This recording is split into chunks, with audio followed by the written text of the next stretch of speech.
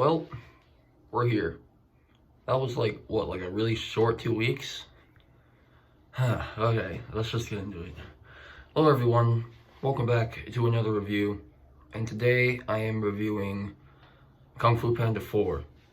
And I'm just gonna say, it's a lot like the majority of things in Hollywood right now. Very mixed. I always thought this movie was unnecessary, but I always have a special rule for like movies. Is that if a movie that has its own like closed story, like Toy Story, like everything is like it can be like in one movie and it gets like a sequel, as long as that sequel proves its existence and expands its characters and like its world, it's pretty much like it pretty much did what it was supposed to do in my book. The second and third movie did this assignment perfectly, but this movie has the biggest shakeup in the story so far. It's very like necessary and believable for Poe to go through this, but I don't think it's at its in the right place. I feel like this shouldn't be a problem until Poe is like old, maybe at the end of the new trilogy with the sixth movie. But you know, we have what we have.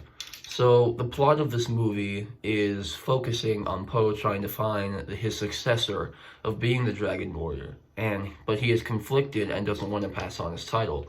So he learns that change is good, and Poe should just accept that he has to pass down his title. This is like a great lesson to teach in the movie, especially of where like we're at in the story. But this also isn't only true for just Poe though. The new character Zen, who is played by Awkwafina, and people have been saying that she's like annoying, but I don't think she is annoying as people say she is. Her arc is actually developing sympathy and connections with people because she grew up in the streets and never got any connection, trust, and kind of like open-mindedness of like the world and people. Zen's development, I think, is like the best out of the movie compared to Poe, which I think is very bare bones. Like he goes through all the predictable story and character beats, but like you will always see like in a story, like he doesn't really change that much. But besides that, all the major themes, story, and characters are pretty solid. But the thing that irks me the most about this movie is the jokes. This movie leans too much into the comedy aspect for me. One way to compare it is that it's kind of like a little like Thor: Love and Thunder, where the comedy gets in the way of the serious moments. And it's not as bad as what they did to that movie, God forbid. But the majority of the movie, the majority of the comedy did work for me anyway. But I think in some scenes they really overdid it.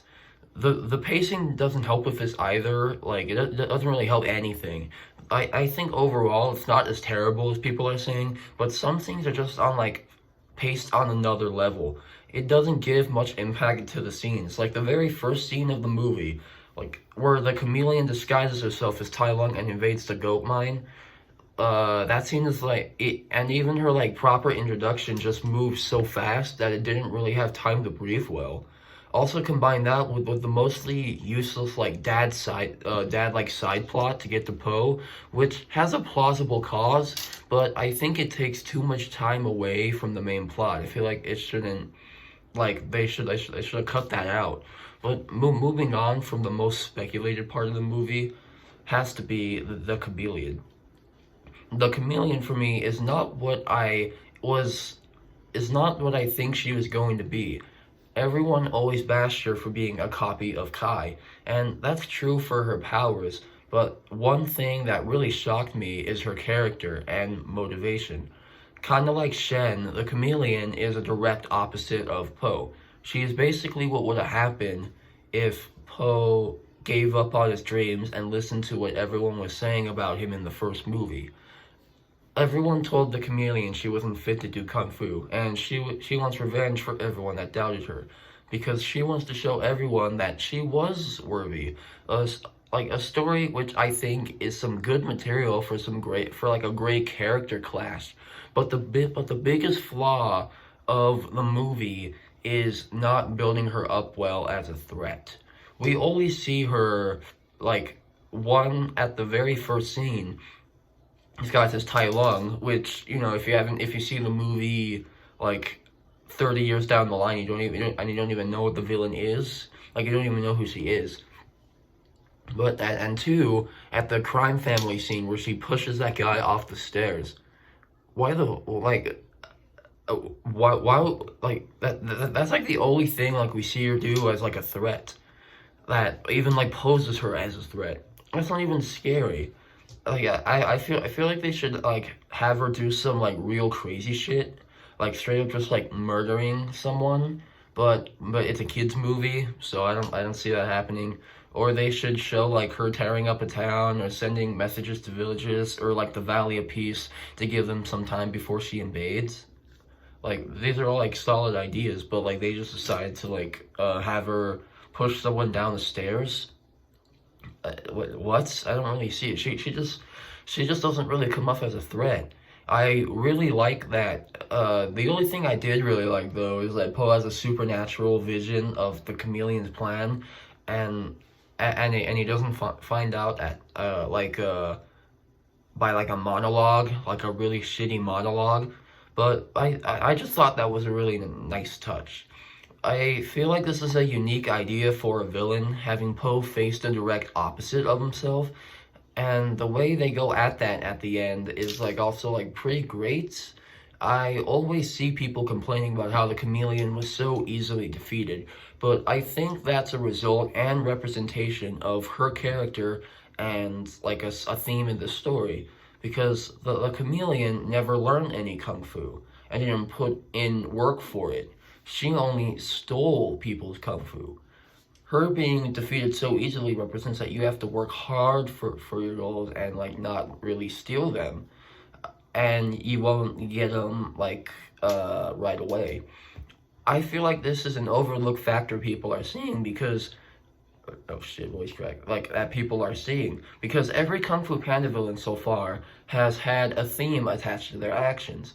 Plus, with this being a love letter to the first movie, I feel like the chameleon's character, kind of like Shen's, adds to Poe's character of what could have been for Poe. But I feel like it's not executed the best way. But as I add, it is a nice touch. So yeah, because speaking of, like, the first movie and a really nice touch, Tai Lung's inclusion at the end, I think, is really smart.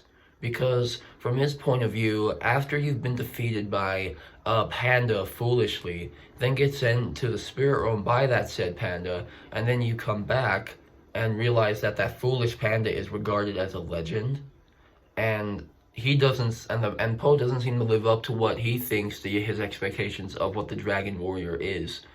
I think that's a pretty believable and clever way to expand Tai Lung's character.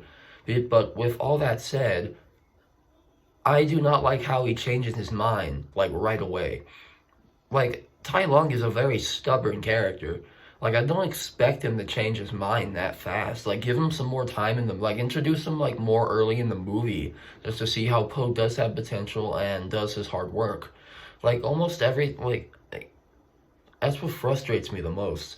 Like, almost everything in this movie, to sum it up, it has great material on paper to be awesome, but the execution just doesn't do it justice. Like, I think the action scenes are pretty good. Like the final fight is pretty awesome. But my only gripe is that I wish Poe used the staff more. Like, I wanted more, like, supernatural Dragon Warrior stuff. Or, like, another example is when they bring back all the previous villains and have Tai Lung's character expanded, but not give Lord Shen or Kai any lines or involvement. I'm still angry about that, by the way. You have a very decent way to bring back a villain that are, like, the most important parts of our protagonist development, and then you make the decision to bring them back and not give them anything. They both did Shen and Kai really dirty. Actually, speaking of done dirty, the Furious Five, why would you not include them? I get wanting to do a post solo adventure, Like, I have no problem with that. But you already did that in the third movie, which I mentioned did it way better. In that movie, they didn't shut them out completely. They gave them a good way for them not to be relevant in the story anymore. But in this movie, they don't even attempt to do that. They just say, oh, they're busy doing other major things in the world, which I guess you can say is a very okay explanation. But I think for that to work, I feel like they could have like elaborated on that more or like fit it into like the story more. Because you can say that, oh, they're fighting the crime families the chameleon is allies with. That would establish that the chameleon is a more bigger threat on a bigger scale. But that's just me. And adding them into the credits as a gag just doesn't sit well with me either. It's like rubbing salt in the wound. Um, we're approaching the end, and one way I would sum up how I describe my view on this movie is one word, and one word only: complicated. Because I think it's not exceptionally amazing like the first two. I don't think it's not egregiously horrible that ruins the franchise.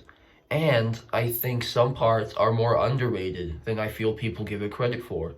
But again, I still think this movie has great material on paper, but in execution, it just doesn't do this series justice at all. So, in conclusion, Kung Fu Panda 4 is just okay. 6 to a 6.5 out of 10. See you guys.